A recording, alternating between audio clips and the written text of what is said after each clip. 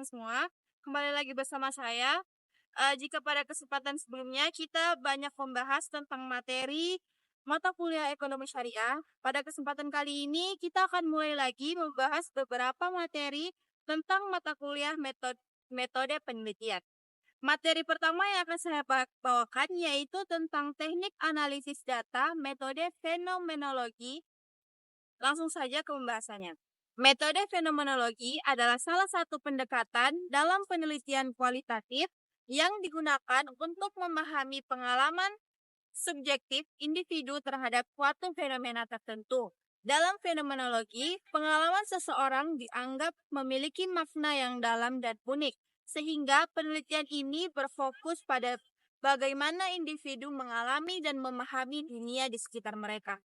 Pendekatan fenomenologi pertama kali dikembangkan oleh Edmund Husserl yang menekankan pentingnya memahami pengalaman manusia dari sudut pandang orang yang mengalaminya. Konsep ini kemudian diperluas oleh Martin Heidegger yang menambahkan aspek eksistensialisme dengan menyoroti hubungan manusia dengan dunia sekitarnya. Sementara itu, Maurice Merleau-Ponty mengembangkan fenomenologi dengan menekankan bahwa pengalaman tidak hanya dipengaruhi oleh pikiran, tetapi juga oleh tubuh dan lingkungan sekitar kita. Fenomenologi banyak digunakan dalam berbagai bidang seperti psikologi, pendidikan, sosiologi, kesehatan, dan filsafat. Dalam penelitian kesehatan, misalnya metode ini dapat digunakan untuk memahami sebagaimana pasien mengalami suatu penyakit. Dalam bidang pendidikan, fenomenologi dapat membantu dalam memahami pengalaman belajar siswa dari sudut pandang mereka sendiri. Langkah teknik analisis data metode fenomenologi yaitu dalam metode fenomenologi, analisis data dilakukan secara sistematis untuk memahami pengalaman subjektif individu terhadap suatu fenomena. Proses ini terdiri dari 6 langkah utama yang harus dilakukan secara mendalam dan hati-hati agar hasil penelitian benar-benar mencerminkan pengalaman yang dialami oleh peserta penelitian. Berikut adalah penjelasan rinci mengenai setiap langkah dalam analisis data fenomenologi. Yang pertama ada bracketing atau reduksi fenomenologi. Bracketing adalah langkah pertama dalam analisis fenomenologi yang bertujuan untuk menangguhkan atau menunda semua asumsi, keyakinan, dan pengalaman pribadi peneliti agar tidak mempengaruhi pemahaman terhadap data yang diperoleh. Dalam penelitian fenomenologi, peneliti harus memastikan bahwa interpretasi terhadap pengalaman peserta tidak terpengaruh oleh pandangan subjektifnya sendiri. Langkah-langkah dalam melakukan bracketing meliputi menuliskan asumsi awal. Peneliti mencatat semua pemikiran, keyakinan, atau pengalaman pribadi yang dapat mempengaruhi interpretasi data. Ini penting untuk menyadari potensi bias yang mungkin muncul selama proses analisis. Menangguhkan penilaian selama wawancara dan analisis data, peneliti harus berusaha untuk tetap netral dan tidak memasukkan pandangan pribadi terhadap fenomena yang diteliti. Selanjutnya ada menerapkan sikap terbuka. Peneliti harus terbuka terhadap pengalaman peserta tanpa menafsirkan atau membandingkannya dengan pengalaman pribadinya. Bracketing sangat penting dalam fenomenologi karena membantu menjaga objektivitas dalam analisis. Dengan menangguhkan asumsi pribadi, peneliti dapat memahami pengalaman peserta sebagaimana adanya, tanpa dipengaruhi oleh perspektif pribadinya. Yang kedua ada identifikasi makna dan kategori. Setelah melakukan bracketing, langkah berikutnya adalah mengidentifikasi makna dari pengalaman yang disampaikan oleh peserta penelitian. Pada tahap ini, peneliti mulai membaca transkrip wawancara dan mengidentifikasi bagian-bagian yang memiliki makna mendalam terkait fenomena yang diteliti. Proses dalam identifikasi makna dan kategori meliputi yang pertama, membaca transkrip secara mendalam. Peneliti membaca transkrip wawancara berulang kali untuk memahami pengalaman peserta secara menyeluruh. Yang kedua, menyoroti pernyataan bermakna. Peneliti menandai atau menggarisbawahi bagian-bagian dari transkrip yang mengandung makna penting terkait dengan fenomena yang diteliti. Yang ketiga, mengelompokkan pernyataan yang serupa. Setelah mengidentifikasi pernyataan yang memiliki makna mendalam, peneliti kemudian mengelompokkannya ke dalam beberapa kategori atau kelompok. Makna yang saling berkaitan. Identifikasi makna dan kategori bertujuan untuk membantu peneliti dalam memahami pola dan tema yang muncul dari pengalaman peserta. Dengan cara ini, data yang awalnya bersikap deskriptif dapat diorganisasikan secara lebih sistematis. Selanjutnya yang ketiga ada analisis tekstual dan struktural. Setelah mengidentifikasi makna dan kategori, langkah selanjutnya adalah melakukan analisis tekstual dan struktural terhadap data yang telah dikumpulkan.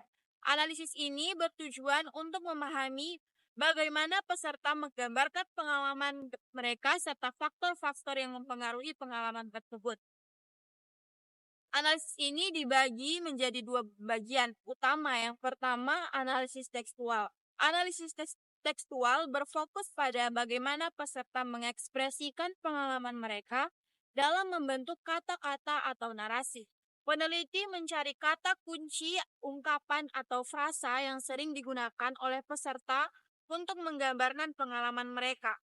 Peneliti juga memperhatikan nada, emosi, dan cara peserta berbicara selama wawancara, karena hal ini dapat memberikan pemahaman tambahan tentang bagaimana mereka mengalami fenomena yang diteliti. Yang kedua ada analisis struktural. Analisis struktural bertujuan untuk memahami bagaimana pengalaman tersebut terbentuk dalam kehidupan peserta.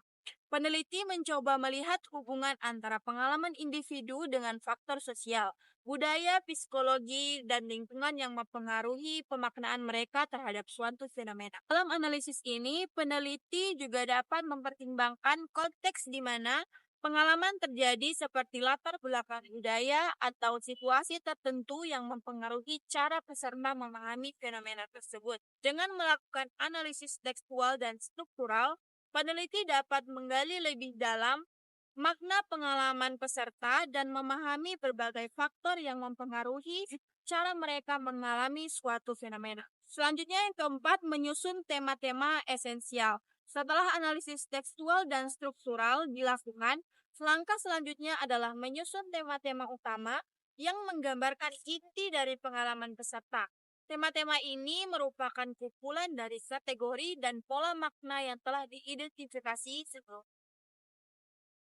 Langkah-langkah dalam menyusun tema esensial meliputi yang pertama, mengelompokkan kategori ke dalam tema utama.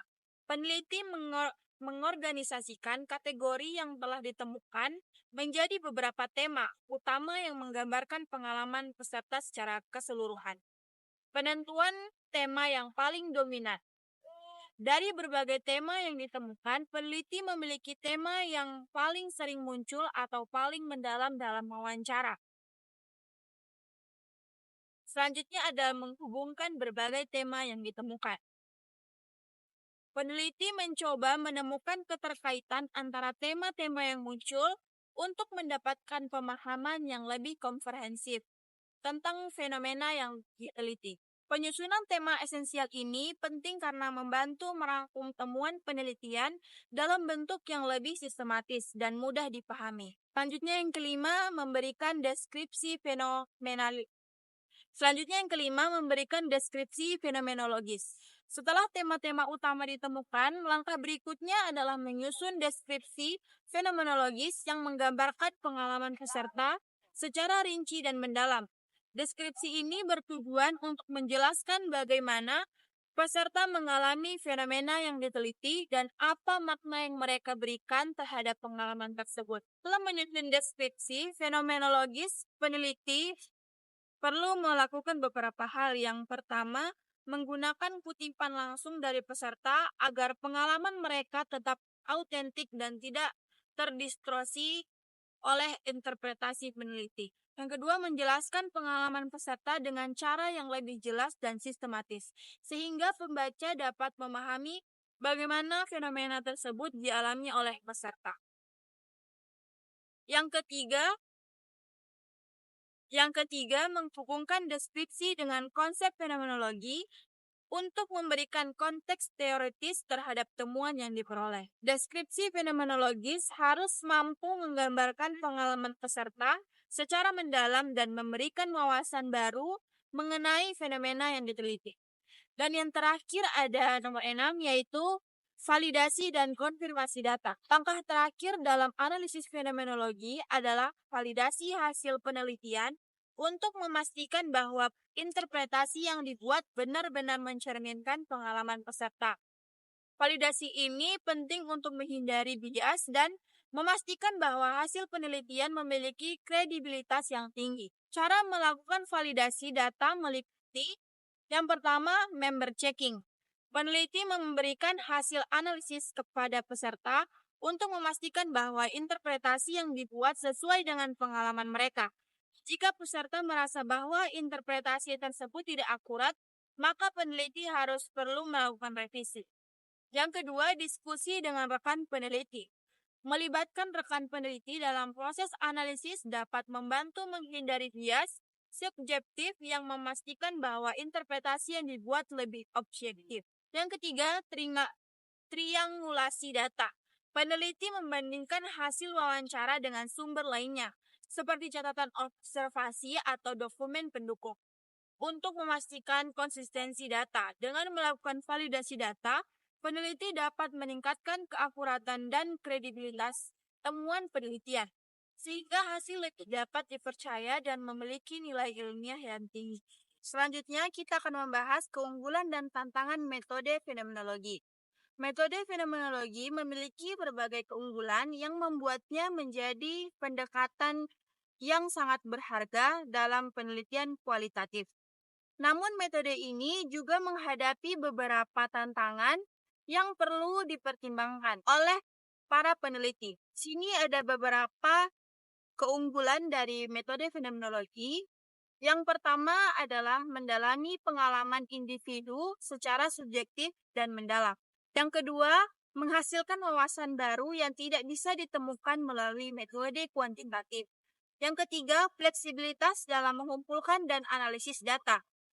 Dan yang keempat, mampu menangkap makna yang mendalam dari kontekstual. Yang kelima, cocok untuk bidang sosial, humaniora, dan kesehatan.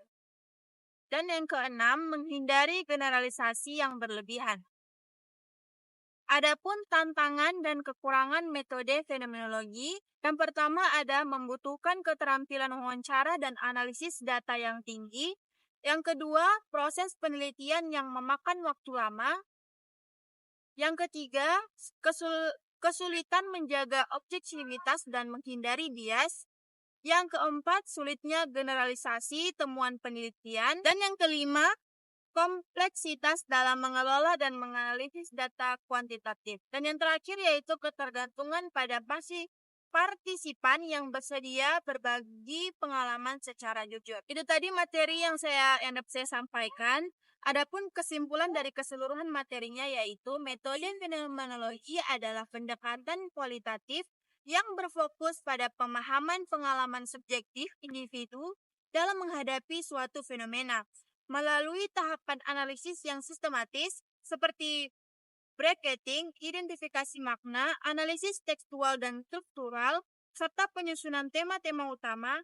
Penelitian fenomenologi mampu menggali makna mendalam yang tersembunyi dalam pengalaman individu.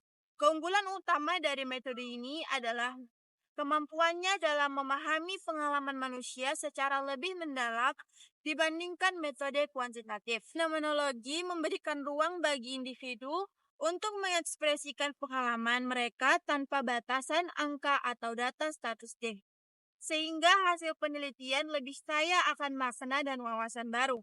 Namun metode ini juga memiliki beberapa tantangan, seperti membutuhkan keterampilan tinggi dalam wawancara, proses yang memakan waktu lama, serta sulitnya menjaga objektivitas. Oleh karena itu, seorang peneliti yang menggunakan fenomenologi harus memiliki strategi yang tepat, seperti melakukan validasi data, menghindari bias, dan memastikan bahwa setiap tahapan dilakukan secara sistematis.